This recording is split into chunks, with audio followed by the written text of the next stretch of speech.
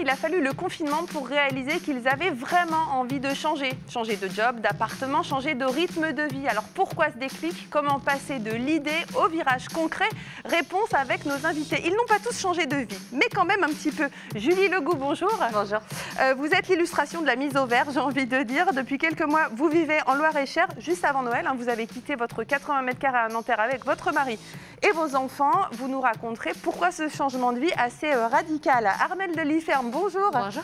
Coach professionnel, vous dirigez le cabinet ODE. Dans ce cabinet, les particuliers viennent faire le point sur leur parcours professionnel, les chefs d'entreprise aussi, pour éventuellement comprendre qui ils sont et qui ils pourraient être, parce qu'il y a eu beaucoup d'envie, de changement de vie professionnelle durant cette crise sanitaire. Et puis Gérard Vincent, bonjour. Bonjour. Vice-président de la CCI Touraine. On va zoomer aujourd'hui avec vous, Monsieur Vincent, sur l'entrepreneuriat. Les créations de micro-entreprises ont été multipliées par 3 début 2020 par rapport à l'an dernier. Alors, qui sont ces créateurs et qu'ont-ils eu envie de faire juste après on est en pleine crise sanitaire en tout cas. Oui. Quelle est l'impulsion qui a été donnée? Julie, on va revenir avec vous. Vous êtes mariée, vous avez 36 ans, 2 beaux enfants j'imagine, et vous travaillez avec votre mari dans 2 boîtes différentes mais dans le même domaine. On travaille tous les deux dans le secteur de la communication. Lui dirige une agence de communication événementielle sur Paris. Oui. Et moi j'ai occupé différents postes jusqu'au dernier en date qui était un poste à durée déterminée pour pouvoir opérer ce changement de vie. Lui est le pivot qui garde le cap et moi je suis la voile qui permet un peu de souplesse sur cette transition. Alors justement, là, aujourd'hui, vous vivez du côté de Vendôme, mais on va essayer de comprendre pourquoi. Là, on voit la maison qui était donc à Nanterre, plutôt une maison bien coquette, on a envie de dire, et puis une maison encore plus coquette, qui a l'air beaucoup plus grande. 80 mètres carrés d'un côté, 300 de l'autre, c'est ça à peu près? C'est exactement ça, mais c'est une notion d'espace effectivement qui a manqué. On sait qu'au moment du confinement, on a été très privilégiés puisqu'on avait un extérieur, on avait des enfants qui pouvaient prendre l'air. En revanche, on s'est confronté très vite aux limites, et aux limites physiques, c'est-à-dire 3 murs, qu'entourait un jardin, il n'y avait pas d'horizon. Et c'est cette manque de perspective qui a ravivé de façon un peu dans la souffrance ce besoin d'ouverture. Parce que justement, depuis un petit moment avec votre mari, vous vous disiez, et si on changeait, si on quittait Nanterre, si on quittait Paris pour aller se mettre au vert? Mais en fait, vous dites, le confinement a été un peu, ça a fait sauter le verrou. Vous avez eu cette espèce de déclic. On a pensé à beaucoup de choses pendant le confinement, peut-être là aussi sur le plateau. Tiens, si je faisais des confitures, si je rangeais le garage. Bon, vous, c'est un petit peu plus précis. Alors, je vous rassure, moi aussi, j'ai eu mon petit passage où j'ai fait mon propre pain. Mais effectivement, avec un peu de temps et l'outil Internet qui est quand même miraculeux sur le fait de ne pas avoir besoin de se déplacer en région. On a visité virtuellement des maisons. On a finalement figuré le fantasme. On lui a donné un petit peu de corps, un petit peu de concret durant ce confinement. Et on a profité des portes ouvertes dès qu'on a été déconfiné pour aller le mesurer sur place. Mais comment on dit? Parce que soit on a une idée précise, on veut aller dans tel département, soit on se dit, parce que vous vous êtes dit, on veut garder, enfin votre époux veut garder le job à Paris, donc on ne va pas aller se coller en Normandie ou en Bretagne. Donc la réflexion elle est très rationnelle. Qu'est-ce qui se passe autour d'1 heure de Paris? Donc il y a énormément le TGV permet plein de choses au nord avec Arras, Lille, à l'est. Nous on avait plutôt des attaches dans l'ouest avec une famille en Bretagne et puis un peu plus dans le sud. Et finalement cette Vendôme, gare qui ne sort de nulle part, qui est absolument pas... Vous ne connaissiez pas? Pas du tout. Ok. C'est la carte qui nous l'a montré, qui l'a positionné. Et effectivement, on a l'impression quand on arrive en race campagne au milieu de son TGV qui s'arrête, un frein à main tiré par les enfants, c'est ici. On dit c'est là, on descend. Là, aujourd'hui, vous êtes bien installés. Votre mari continue à faire éventuellement des petits allers-retours à Paris, même si avec le confinement, voilà. Même si, effectivement, les conditions font que là où il projetait d'être 2 jours, 3 jours par semaine sur Paris, il y a un peu moins. Là, cette espèce d'élan que vous a donné finalement la crise, est-ce que finalement vous êtes rassurés maintenant? C'est-à-dire que, est-ce que ça correspond? Vous avez passé 6 mois ici. Est-ce que ça correspond un petit peu à ce que vous vous imaginiez? Parce que quand même, vous embarquez la famille, c'est vrai qu'il y a beaucoup de responsabilités là-dedans. Et en même temps, si on rationalise tout, on ne prend pas de décision. C'est toujours difficile de franchir un cap. Mais le aller foncer, c'est compliqué quand même. Le aller foncer, oui, et en même temps. Oui, c'est difficile à mettre en place, mais la mise en œuvre pratique, elle, ne l'est pas du tout. Et quand on se permet de passer une étape, rien ne nous interdit de revenir en arrière. Ouais. Donc c'est pour ça aussi qu'on a la facilité de se dire, allez, on peut le faire. Et si jamais on se plante, c'est pas grave. Ouais, c'est-à-dire que ça peut être un grand test pour quelques années, pour un retour à la capitale peut-être un jour. Mais si on est très honnête, aujourd'hui, mes enfants ont 7 et 5 ans. La balançoire, c'est aujourd'hui qu'ils la font, c'est pas à 15 ans. Et je sais très bien que dans 10 ans, ils n'auront qu'une envie, c'est d'aller faire leurs études à Paris ou dans une grande ville. Mais en attendant, on aura eu la satisfaction de leur avoir offert cette enfance dans une nature préservée.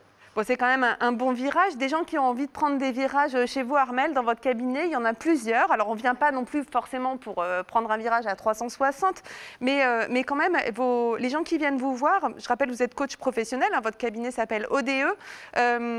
Les gens qui viennent vous voir ont envie, en tout cas, d'être aidés. Ils ont besoin de vous pour opérer des changements, soit très très gros. Je suis, je sais pas, dans la com à Paris, j'aimerais bien, hop, d'ailleurs vous cherchez du boulot, on en reparlera tout à l'heure, Julie. Je voudrais trouver un emploi du côté de Vendôme. Je suis manager, mais ça me stresse. Je suis salariée, mais je voudrais créer. Qui sont ces gens qui, à un moment, et est-ce qu'à un moment, la crise, le confinement, leur a permis de dire « bon ben voilà ce que je veux faire en fait ». C'est vraiment ça. Oui, en fait, souvent les gens accumulent des petites tensions. Ouais. Et ces tensions, on les tient avec des béquilles à droite, à gauche et on se fait croire qu'en fait ça va. Et en tout cas, la peur de l'inconnu est suffisamment grande pour nous maintenir dans notre position. Ouais. Et un jour, il y a un élément déclencheur. Donc c'est souvent une crise, qu'elle soit petite, grande, qu'elle soit personnelle, professionnelle ou sanitaire. Mondiale, ben voilà. ou planétaire. Ouais. Mais souvent, on a besoin d'un élément un peu déclencheur qui vient faire sauter notre cocotte minute et le feu devient trop fort. Et voilà, c'est un moment où on se dit, effectivement, là, mes béquilles ne tiennent plus, elles sont plus suffisantes, j'arrête un peu le déni, je pose les vraies questions sur la table. C'est ça, c'est arrêter de se dire, peut-être un jour, ou de regarder les autres faire, finalement. Alors, c'est vrai que plus il y a de changements, plus ça nous incite à le faire. Là, en effet, on le disait tout à l'heure, il y a vraiment un mouvement de fond de grande création d'entreprises, d'auto-entreprises. Les gens ont envie d'indépendance parce qu'ils ont envie de retrouver. Vous le sentez dans votre cabinet? Les gens ont envie de créer leur truc? Oui, en fait, les gens, l'homme a fondamentalement besoin d'interagir sur son environnement.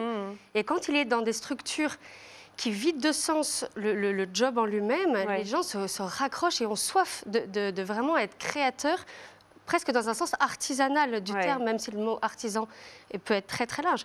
Mais oui, il y a cette soif qui est là et cette crise sanitaire qui nous plombe un peu tous moralement. Et bien, les gens se disent c'est l'élément de trop, j'arrive plus à supporter, je vais essayer d'agir et donc de rebondir sur ce sur quoi je peux faire quelque chose. Julie, vous êtes allée voir un coach professionnel ou vous êtes fait accompagner pour votre changement de vie ou pas? Non, pas du tout. Non, courageusement avec votre époux. Et ce qui est assez drôle, c'est que dans le couple, je suis l'intuitive, lui est le raisonné. Donc en général, on ne se trouve pas. Et sur ce projet-là, il n'y a pas eu de question. Ah, c'est vrai. Donc les feux étaient ouverts.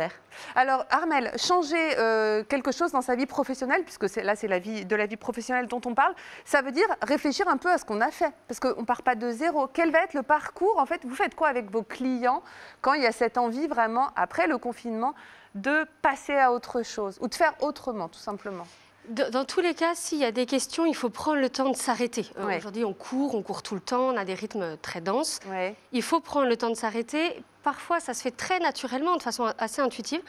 Et parfois, c'est trop complexe. Et à ce moment-là, avoir un regard extérieur qui vient nous aider à décortiquer les choses, ça peut être intéressant. C'est quand il y a des nœuds.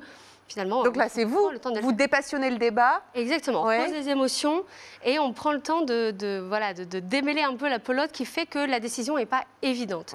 Et souvent, quand elle n'est pas évidente, c'est qu'on ne pose pas les bons mots et d'avoir un regard extérieur. Quelqu'un qui vient vraiment regarder d'un peu haut, ça aide à reposer les bons mots. En plus, moi, j'ai choisi d'être outillée pour aider ce travail-là et faire un travail de qualité et sur l'inné plutôt que sur l'acquis. D'accord. On peut apprendre beaucoup de compétences. Mais si on ne se sent pas en adéquation, c'est qu'il y a un problème avec l'acquisition de ces compétences, justement. Et cette crise, finalement, vous voyez, Monsieur Vincent, des créateurs d'entreprises, vous étiez dans la com, Julie, vous voyez plein de gens de secteurs confondus, Armelle. Est-ce que vous sentez, en fait, que certains vont laisser la crise passer et se dire, bon, voilà, j'avais envie de changer, mais finalement, je vais rester? Ou est-ce que vous sentez que vraiment certains, peut-être, est-ce que vous avez donné envie à des copains, Julie, de passer le cap? Vous voyez ces gens qui... On a une petite locomotive derrière nous de gens qui nous appellent régulièrement. Vous allez repeupler Villiers-sur-Loire. Je ne suis pas sûre que tout arrive dans le Loir-et-Cher, mais effectivement, c'est bête à dire, d'inspirer, parce que je n'ai pas l'impression qu'on ait fait quelque chose d'exceptionnel, mais des gens qui se posent des questions ont sous les yeux la possibilité de voir que ça se fait. Oui. Et alors, dans votre cabinet également, donc à un moment, l'idée, c'est pas que vous leur disiez, bah, je pense que finalement, tu étais boulanger, tu serais mieux mécanicien. C'est pas du tout ça. Comment ça se passe? Ils viennent avec quelle envie? Souvent, c'est des petits changements ou pas? Ça va vraiment dépendre des gens. Il y a des gens qui ont envie de faire un changement à 360. Finalement, c'est pas très ajusté. Oui. Il y a un peu cet effet de j'étais cadre à la Défense et je vais aller élever des chefs dans le Larzac. Oui. Ah, vous en avez vu des comme ça? Oui. Okay. Et en fait, il y a cette envie de tout révolutionner d'un coup parce que la cocotte a besoin d'exploser et finalement, c'est pas très ajusté. Donc, on prend le temps de poser tout ça. Mais parfois, il ne faut pas grand-chose pour se remettre dans une situation beaucoup plus confortable. Et on se met souvent des montagnes en disant non, mais ça va être compliqué, ça va être long, ça va être lourd. Finalement, non, pas toujours. Il faut juste avoir le courage de se poser les questions et de regarder les choses en face. On est obligé de prendre un abonnement de 14 000 séances avec vous ou pas? Est-ce que finalement, comment ça se passe? Alors, l'accompagnement, entre guillemets, de base, il est court. Oui. Ce n'est pas un bilan de compétences qui va s'étaler sur des mois et des mois. Ça pourrait ressembler à ça, oui. Non. Là, on est sur un bilan d'appétence, on est sur quelque chose de beaucoup plus court. Donc, 3 séances et ensuite, on le prolonge ou pas par des séances vraiment dites de coaching pur, s'il y a besoin d'accompagner des changements. Il y a des gens qui vont faire les choses très naturellement, spontanément, qui sont prêts, ils ont besoin d'aide. Ça y est, tout est prêt, se déroule. Et en revanche, il y a des gens pour qui ça va être beaucoup plus lourd, il y a encore plus de freins à lever. Donc, on prend le temps de tous les lever autant que nécessaire, sur un accompagnement à la demande. Il n'y a rien d'emprisonnant. D'accord. Alors, Vincent, la création d'entreprises, on le disait là pendant la pause pub, bat son plein, chiffre à l'appui à la CCI, 3 fois plus de création de micro-entreprises de janvier à mars 2021, comparé à l'année précédente. Des gens qui finalement, Monsieur Vincent, vont créer leur propre emploi. Vous avez vu éclore des envies se concrétisent, c'est ça? Oui, alors c'est vrai, on a vu éclore des envies, mais moi j'aurais tendance à dire que la crise c'est un accélérateur. Toute crise est un accélérateur. Ah oui. Et on l'avait vu là en 2008, parce que là c'était la crise des subprimes. Oui, en 2008 on avait eu, mais c'est pas tout à fait le même. C'est pas la même crise. Là il y a eu le confinement, il y a eu le retour sur soi, le temps de réflexion, le temps de revenir à ses fondamentaux, à dire mais finalement qu'est-ce qui l'arrêt dont parlait Armel qui nous permet. C'est tout à fait ça. Qu'est-ce qui me rend heureux, comment redonner du sens à ma vie, etc. Et le confinement, il y a une longue période qui a permis d'avoir cette réflexion. Alors, il y a déjà ça, et puis il y a aussi des tendances, je dirais, il y a des tendances sociétales lourdes, déjà depuis quelques années. C'est le retour, disons, alors c'est tout ce qui est circuit court, bio, le retour à la proximité. Ça, c'est des tendances lourdes, c'est des tendances qui connaissent une accélération de par la crise du Covid. Alors justement, parmi les projets qui ont émergé, puisqu'en fait, finalement, vous n'avez jamais eu autant de personnes en stage. On rappelle, à la CCI Touraine, il y a des stages qui s'appellent 5 jours pour entreprendre. Oui, il y en a en ce moment, du reste. Il y en a en ce moment, travaillez bien. Qui se termine demain. Oui, ce sont des stages d'une semaine, si vous voulez, et pendant 5 jours, on permet aux porteurs de projets de se poser finalement les bonnes questions et d'acquérir une méthodologie. Bon, et sur différents points, ça part de l'étude de marché jusqu'à son business plan à la fin. Et il va rencontrer des experts, un comptable, un banquier. Et l'idée, c'est qu'au bout des 5 jours, du reste, moi, je ferai un bilan avec ceux qui sont en cours demain après-midi, comme je le fais à chaque fois. C'est de faire une petite synthèse et de dire finalement quels sont mes points forts, quels sont mes points faibles par rapport à mon projet. Parce qu'en une semaine, évidemment, on n'a pas tout approfondi. On ne fait pas le tour de la question. Voilà. Mais quelles sont les questions que je me posais? Est-ce que d'abord, je me posais les bonnes questions? Est-ce que j'ai des points faibles à améliorer? Et par contre, j'ai des points forts sur lesquels je peux aller très facilement. C'est ça le but. On a par exemple l'exemple de quelqu'un qui est passé par les services de la CCI. C'est Adrien, en fait, il était cadre dans l'industrie. Alors, on l'a rencontré il y a quelques jours. Adrien, il avait une équipe, il manageait une équipe de 80 personnes, un quotidien bien intense, avec beaucoup de responsabilités. Et puis à un moment, il perd son job, c'est-à-dire que son contrat n'est pas reconduit à cause de la crise sanitaire. Et il se dit, j'aime le vélo. Alors, il aime le vélo en version vélo. C'était sa grande passion. Je crois qu'il avait quand même de bonnes compétences au niveau du vélo. Et il est venu faire un petit stage et il s'est dit, je crée ma boîte. Aujourd'hui, il a créé son entreprise de livraison à vélo. On l'écoute. En fait, ça a permis de conforter des choix. C'est une idée que j'avais depuis longtemps, d'être mon propre patron et de faire quelque chose autour du vélo. Là, cette année-là m'a permis au moins de déclencher la chose et d'aller jusqu'au bout de l'idée. Je suis très heureux dans ma vie professionnelle. Là, au moins, je sais que je suis entièrement maître de mon destin. Et c'est à moi d'aller chercher mon travail et de me créer de l'emploi. Armel, est-ce que quelqu'un comme ça, finalement, c'est l'objectif un petit peu de ceux qui passent dans votre cabinet, c'est-à-dire être maître de son destin? Est-ce que vous avez vu des gens passer qui ont un peu plus envie d'autonomie ou pas? Oui, en fait, les gens ont envie de se réapproprier le monde du travail qui est quand même assez déshumanisé. Plus les entreprises grossissent, plus on perd un peu le fil. Ce qui est sûr, c'est que plus que de l'autonomie, ce que les gens viennent chercher, c'est de se réaligner. Et c'est exactement ce témoignage-là. C'est de dire, je sentais des choses et j'avais envie de les vivre. Voilà, c'est d'être plus aligné par rapport à ce qu'on est et ce qu'on a à donner au monde économique. Il est jeune, hein, il a, je crois, à peine 40 ans. Oui, les créateurs d'entreprises qui passent en ce moment à la CCI sont des gens donc plutôt sur des circuits courts, de la livraison, du bio, des produits locaux.